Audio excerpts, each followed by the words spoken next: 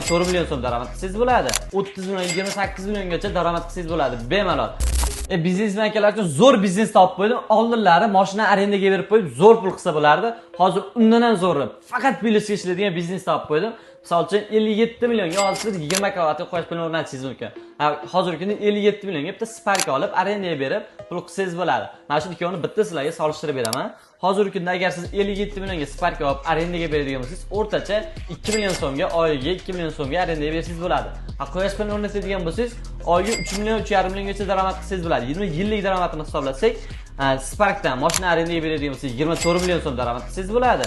Quyosh paneli 20 kW quyosh paneli o'rnatib, agar siz 30 million 28 milliongacha daromad qilsangiz bo'ladi bemalol. Endi mashina arendaga beradigan bo'lsangiz, mashina yildan yilga eski kiradi, narxi tushadi. Bu tarafdan yutqizasiz. Minusga ishlaydi.